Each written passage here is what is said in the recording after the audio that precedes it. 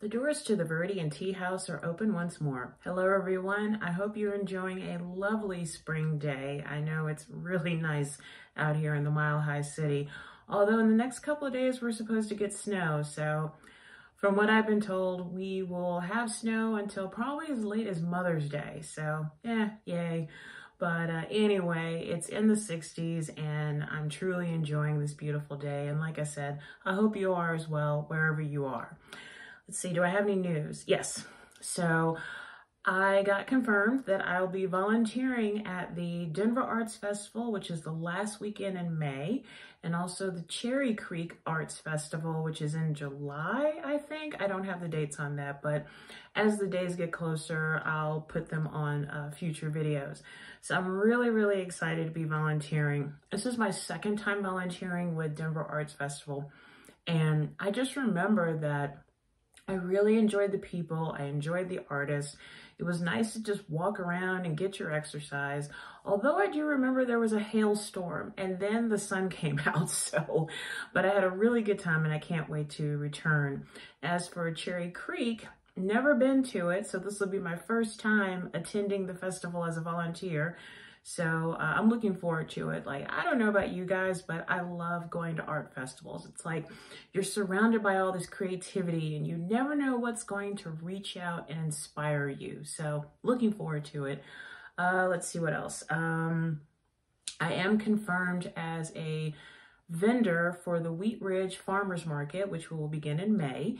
And it's going to be every Wednesday from, I think, from 4 to 7. I'm also waiting on my confirmed days for the Golden Farmers Market. I will be part-time, which means I won't do the entire farmers market days, but I think I'm allowed up to 12. So once I figure out my days, I'll let everybody know via social media and all that jazz.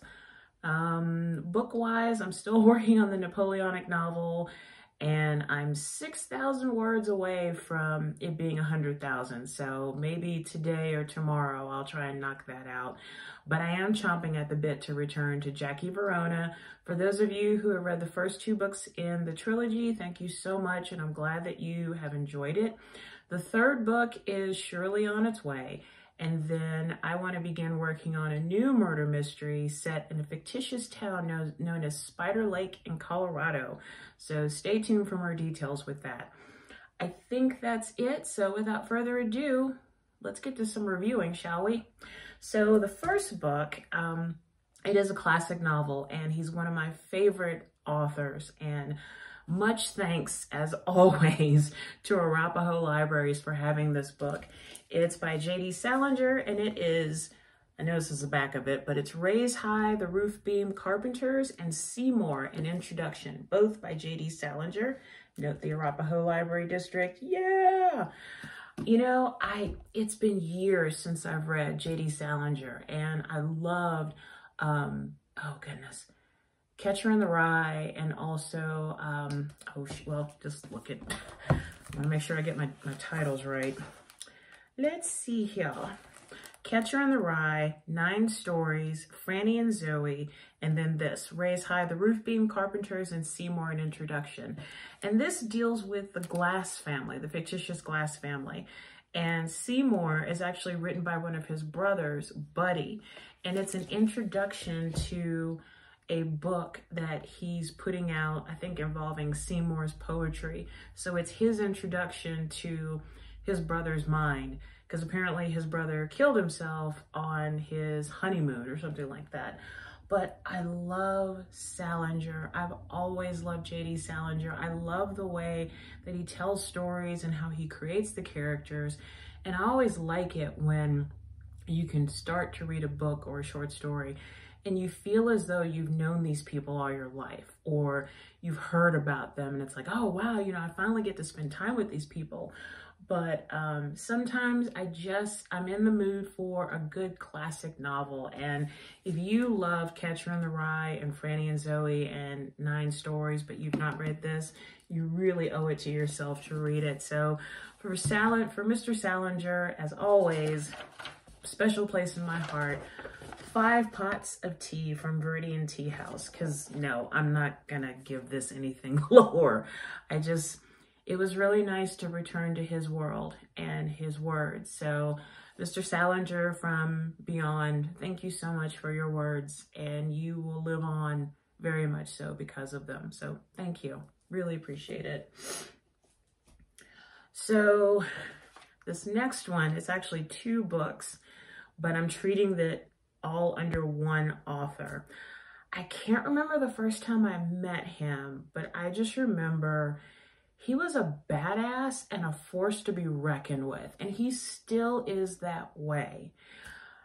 This man he's a Renaissance man, and he's one of those types of people where you can't help but be envious, and hopefully his life inspires you to do something great and wonderful with yours, because this man has done it all. From the man who has created the Quincy Harker series, the Big Bad series, and also my favorite, the Black Knight Chronicles. That is book 1, Hard Day's Night. I swear to God, these vampires are so believable, so funny, and I know I'm like 3 books behind and I gotta catch up. John G. Hartness, who is the publisher behind Falstaff Books in North Carolina, and I'll just read more of his bio. He's a recovering theater geek who likes loud music, fried pickles, and cold beer. He's also an award-winning poet, lighting designer, and theater producer whose work has been translated into over 25 languages and read worldwide. John lives in North Carolina with his lovely wife, Susie, and writes full-time. And he also is the daddy of several cats. So the books I'm talking about today are 2 of his poetry books that while spring cleaning, I've discovered that I had. I was like, oh shit, I haven't read these. So I'm talking about Red Dirt Boy and Returning the Favor and Other Slices of Life. These are some gems to read, and I felt so bad that I hadn't read them. I said, you know what? Change that. You read them both tonight. And as a part of me wanted to fly through them because it's John's writing, but another part of me really wanted to savor every word. This man is a born poet. This man has a command of words like nobody else. And one of the things that I liked about his poetry and his short stories is that there are real people in the South. They feel real. They could be that person you see walking down the street, or crying in their coffee in a diner, or some girl who is dreaming wistfully of leaving her small town, but what have you. Sorry, my nose is kind of cold, but what have you. John Hartness is phenomenal. He really is a phenomenal Renaissance man. And I've actually marked a couple of poems. So John, I hope you don't mind. I'm just going to read some of these because your poetry is amazing. So from Returning the Favor, I'm going to read My South, a new redneck anthem. My South has a chip on its shoulder. My South doesn't care how you did it up north. My South does not talk funny. And no, we will not say dog again just for your amusement. My South is tired of all y'all trying to sound Southern on TV, making jokes about rednecks and still coming down here every year, clogging up our beaches and mountains. My South gave you William Faulkner, Pat Conroy, Tennessee Williams, and Thomas Wolfe. What you got? My South invented NASCAR, and you wish you did. My South is Dale Earnhardt, number 3 and number 8. My South is Tobacco Road and football Friday nights. My South is Dean Smith, Hank Aaron, and woo, Ric Flair. I do like Ric Flair, I remember him. My South is Hank Williams, 1, 2, and 3. Toby Keith and the Dixie Chicks. Outkast and Earl Scruggs. My South is Stevie Ray Vaughan, Waylon Jennings, and by God, Johnny Cash will never die as long as I'm still wearing black. My South has attitude and a long memory. My South has learned from her mistakes. My South gave you George Wallace and Dr. King, and my South still has that dream. My South is my daddy getting up at 5 o'clock every morning, climbing into a log truck and working like a dog past dark every night at 75 years old. My South is still calling her mama after all these years and not thinking nothing about it. Oh, sorry. My South is homemade peach ice cream, cooking a pig for 4th of July, cake walks at square dances and a mountain of casseroles after my brother's funeral, because my South takes care of her own. My South is freeways and dirt roads, pig pickings and gourmet cuisine, Merle Fest and Spoleto. My South revels in our contradictions and is never, ever short on style. You know, speaking as someone who, I was born in Georgia, but I lived in Memphis most of my life. And then I moved to New Orleans, and then I came out to Colorado. Yeah, when I read this, I kind of got goosebumps. So this was, I had to read it. I had to. So the next one, let's see. Oh, pecan pie. Ooh. Sorry, my office is really cold, so.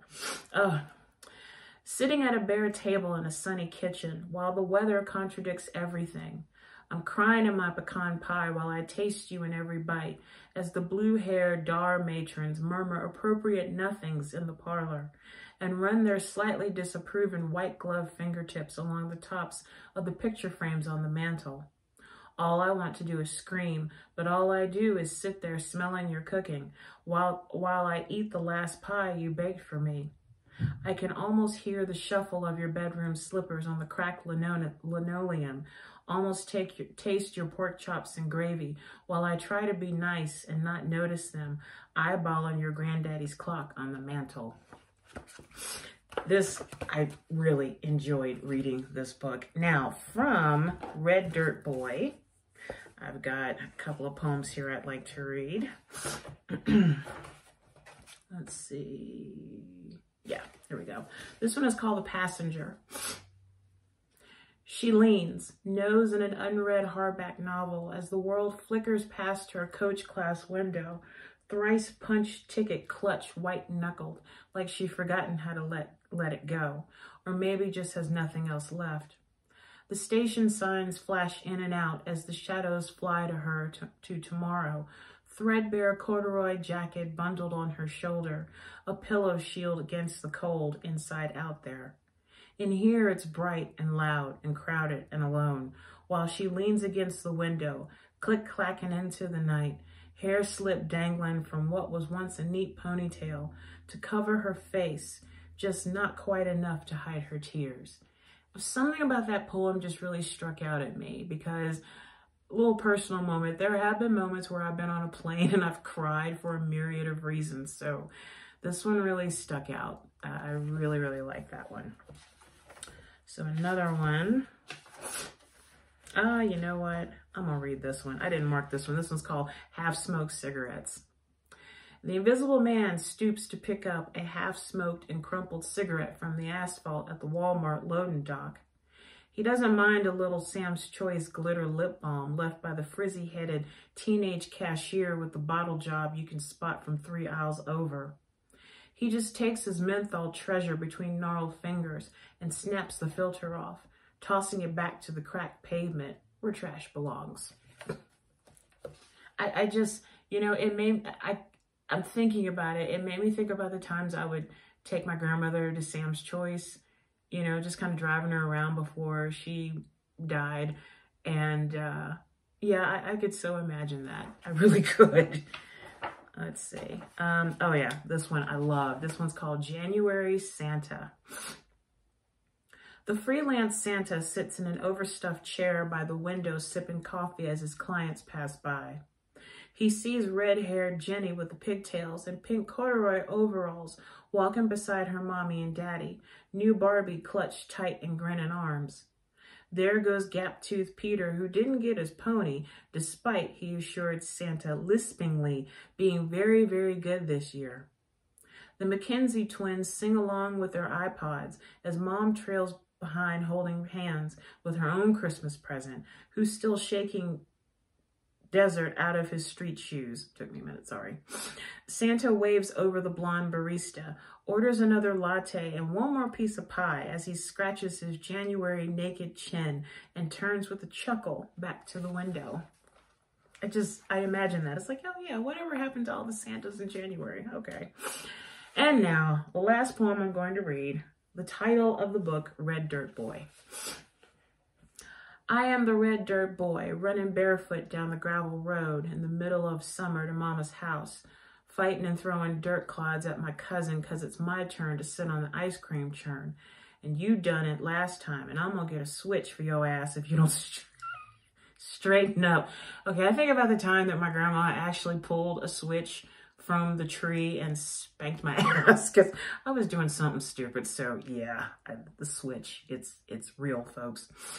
I am sun-bleached hair and brown skin splashing in the creek, catching crawdaddies in a jar and throwing mud pies at each other while we walk through the thistles home, dodging cow pies and horseflies, hitching a ride on the tailgate of Uncle Ed's pickup truck, bouncing across the ruts in the hayfield.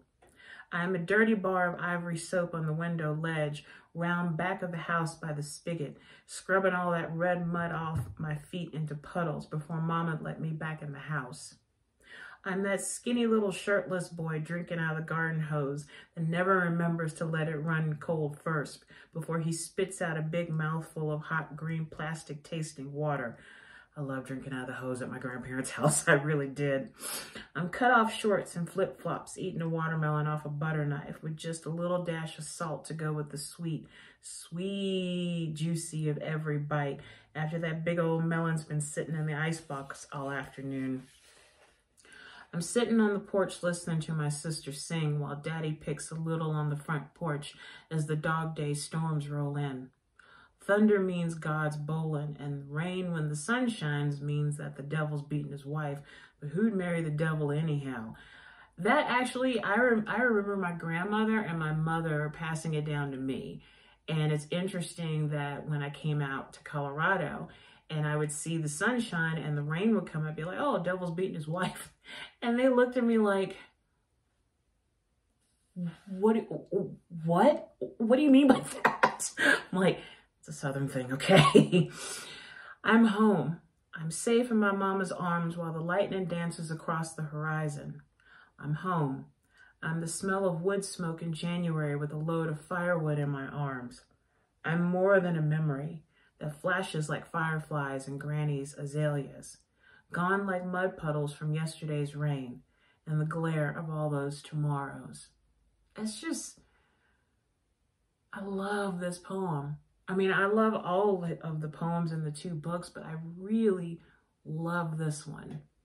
A lot of these, as I kept interrupting myself, a lot of these are my memories living in the South, but just fantastic books. So Red Dirt Boy and Returning the Favor by John G. Hartness, the head of Falstaff Books, receives 5 pots of sweet tea from Viridian Tea House. Thank you so much, John. Thank you. And I need to get back into the Black Knight Chronicles because, like I said, I think I'm 3 books behind.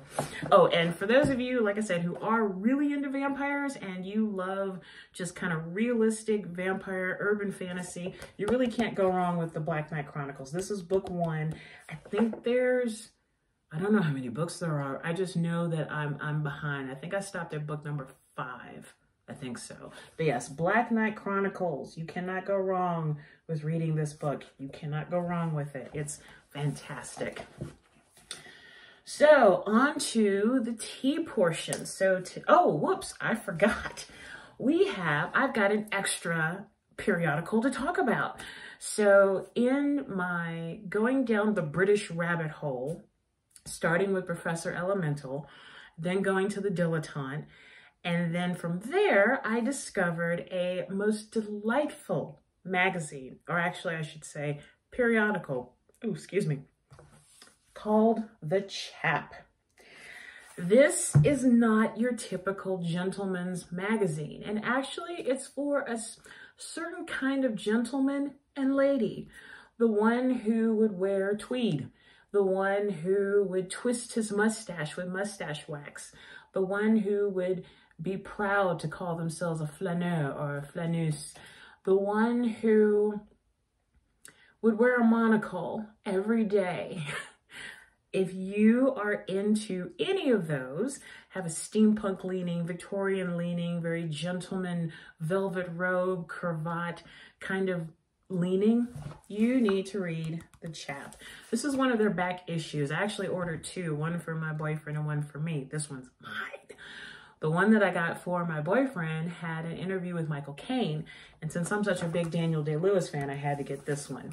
But let's see here. So, as they say, expand your mind, refine your wardrobe. And let's see, the Chap Manifesto. I won't go into all of it, but you get the idea. The Chap Manifesto. I will not do a British accent because it's horrible. Thou shalt always wear tweed. Thou shalt never not smoke. Thou shalt always be courteous to the ladies. Thou shalt never ever wear pantaloon de Nimes. Thou shalt always doff one's hat. Thou shalt never fasten the lowest button on thy waistcoat.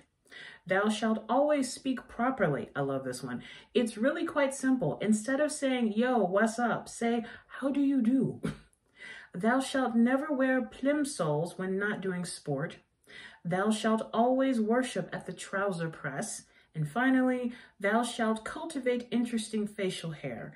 By interesting, we mean mustaches or beards with a mustache attached. So just give you an idea. Let's see if I can show some of the pictures here. Let's see. They have a section about English wine, about gentlemen's. Oh, yeah. Raffish, the new, or Raffish, I can never say it right. The new eau de cologne from the Chap. You see what I mean? That's the kind of person who reads this magazine. I told my boyfriend I was going to get him a bottle of that cologne. Let's see. What else? They even had an article in here regarding the bar in The Shining and the infamous photograph and the mystery behind it. Let's see. What else can I show? Great interview of Daniel Day-Lewis, by the way. Let's see. Oh, and then they have, you know, ask the Chap about certain gentlemanly clothing questions. But yes, you can get this on their website. They are based in the UK, but like I said, their back issues, you can order them from the website and you can sign up to be on their newsletter, where they have all kinds of interesting tidbits for the Chap and the female Chapette. Well, you know what I mean. But yes, jolly good show. Totally enjoyed reading this, and I'm tempted to get like a subscription or something. But thank you so much. I had to give a shout out to you guys. Thank you. So now let's get to the tea. So the tea for today, make sure I got my notes here, is from Upton Tea Imports in Massachusetts, and I'm doing a Honey Oolong. The origin is China, and the ingredients are oolong, natural flavor, and sunflower petals. So I've already brewed myself a cup, and I've taken some notes. So let's see here. So the first sniff that I had of the leaves, and then after steeping it, was like sun-drenched honey, or the sun covered in honey. I could also smell the sunflowers, and maybe that was the sun aspect of the smell of it. Oolongs are very much my go-to. I do enjoy all kinds of tea, but if I had to choose between an oolong and say like a white, I'm always going to go to the oolong. And one thing about oolongs is, in terms of their oxidation process, it's the rolling of the leaves. And it used to be that they were hand rolled, but I know some companies will do machines, but I think it's honestly better to kind of do it hand rolled. And it's really nice if you have like a glass teapot or like a French press, that when you're allowing the oolong to steep, you can actually see the leaves unfold. It's like a silent ballet. It's really quite nice. Let's see here. The first taste of the Honey Oolong was mild, creamy, hint of sweet sunshine. That's exactly what I got. That's what my taste buds pulled out of the tea. They did say to let it steep for about 3 minutes. I let it steep for 3 minutes and 33 seconds because I'm weird like that.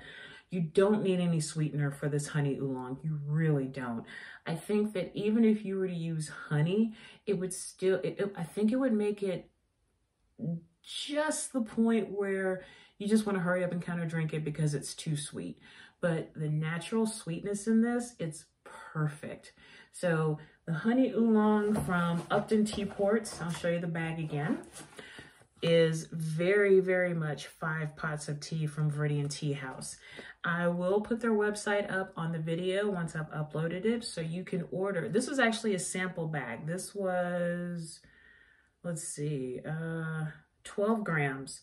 But this right here was enough for 2 cups, honestly. Excuse me. So if you're looking for a new tea company to try out, or if you're really trying to expand your mind with regards to oolongs, you really need to try Honey Oolong from Upton Tea Imports. Upton Tea Imports. Tea Imports. Oof, good grief.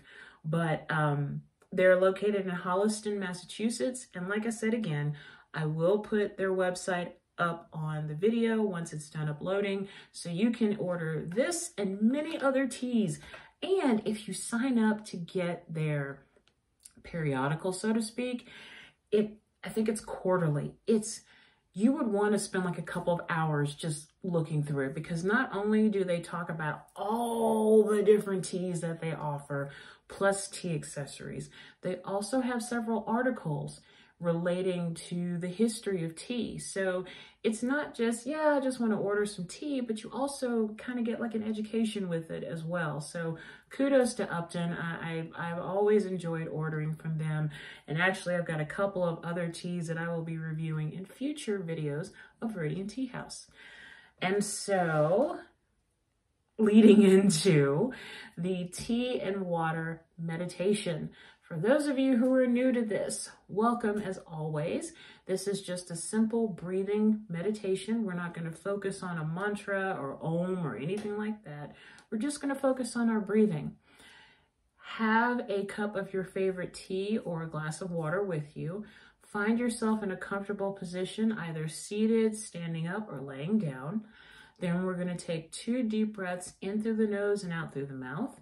You can either close your eyes or you can softly focus on an object in front of you. We're going to breathe for a number of counts. Then I'm going to end it with a deep breath in through the nose, out through the mouth. And then we end with a lovely sip of our tea or water. So if you have your liquid refreshment and you're ready, let's begin. Oh, one more thing before I forget. This is not about clearing your mind of all thoughts. In fact, thoughts are going to permeate your mind. But when you get yourself caught up in one of the stories, you pause, you silently tell yourself thinking, and then you label it, and you allow that thought to just drift by. And then we focus on our breathing. That's all. It's going to happen several times. I do it several times because I'm like, did I do this? Oh, don't forget to do that. And what about, oh, thinking, let it go on. So if you're ready, let's begin.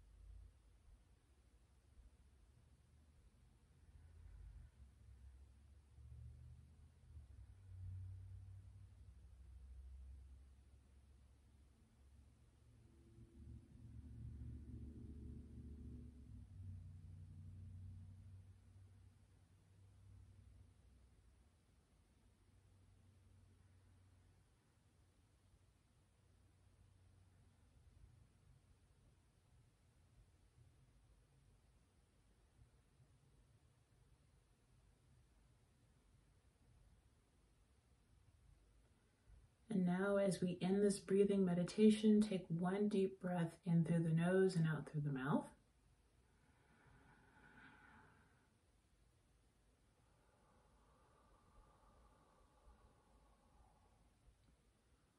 Slowly open your eyes or allow your eyes to come into focus once more, and enjoy your tea or your water.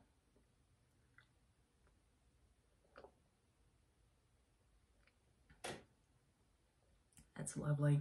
That is lovely. Well, that's all I have for today. Many thanks to J.D. Salinger. May your memory forever be a blessing. To John G. Hartness, to the folks at the Chap magazine in the UK, and to Upton Tea Imports. I love, love, love doing these reviews, and I hope that you guys will check out some of these books or check out some of the tea or a magazine or what have you. But I feel like my life is richer in just doing these videos and sharing what I've learned. And it also helps too to have a pretty cool library system. So as always, thanks again to Arapahoe Library System. And that's all I have for today. So as always, take care of yourself and each other. Raise your teacup high, and always remember, to drink tea is to enjoy life. I'll see you next time. Bye for now.